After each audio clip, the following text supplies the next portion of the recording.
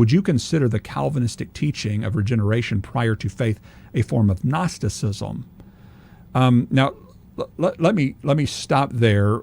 Obviously, when we had Ken Wilson on, we've talked about Gnosticism's influence on Augustine and how Augustine is the first in church history, even by other reformers or Calvinistic scholars' estimation, like Bettner and Bavinck and several others that we've read dozens of times in the program, that Augustine is the first in Christian history to introduce the concepts and idea that, for example, no one can respond positively to the gospel appeal unless they've been regenerated first. This concept of idea that God has to choose you or elect you before you're ever born in order for you to believe the gospel. This unique Calvinistic claims are not introduced to the church until really the 5th century, into the beginning of the 5th century with Augustine. And so that's why we're pushing back on that and saying it's more Gnostic. Now, is Calvinism consistent with Gnosticism in every respect? By no means. The only way that it is consistent with Gnosticism is that both Gnosticism and Calvinism tend to be more predestinarian, i.e., deterministic philosophy, based in a deterministic philosophy. And that's not an opinion of mine. That's just a fact of the matter. Manichaeanism was more deterministic philosophically. Gnosticism is more deterministic philosophically than were the other early church writings. Again, just the fact of the matter.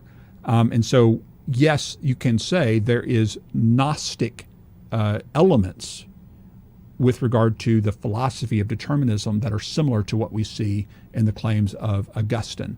But obviously, true Gnosticism and Manichaeanism is very different than Calvinism qua Calvinism and the claims of Calvinistic theology.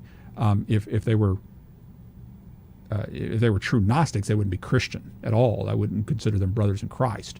And so we want to be careful about calling Calvinists Gnostics or even semi-Gnostics. In just the same way, I don't like to be called a semi-Pelagian because I don't agree with a lot of what Pelagian is accused of believing and saying. There may be things similar to what I believe, to what Pelagius believed, just like there are things similar to what a Gnostic may have taught, similar to what some Calvinists may teach. But it doesn't make them a Gnostic. It just simply proves that a former Gnostic like Augustine, who did not know Greek or Hebrew, could have been influenced by his Gnostic tendencies and his philosophical upbringing in the Gnostic world. And that's what we're estimating has happened, is the reason that was introduced into the Christian church is because of his influence from Manichaeanism and Gnosticism and Stoicism and other things that influenced him quite regularly, which is regularly known among most scholars. It's not something that's highly debated among scholars. Many scholars believe and teach that Augustine was very much influenced by his Gnostic upbringing.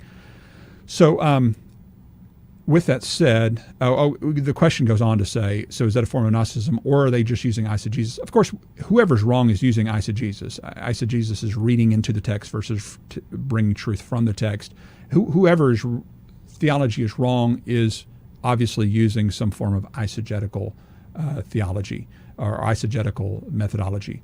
And so Calvinists often accuse me of eisegesis, and I would do the same to them. I think they're using eisegesis in Romans 9, for example, to bring their more deterministic interpretation to bear. And so I would push back on them.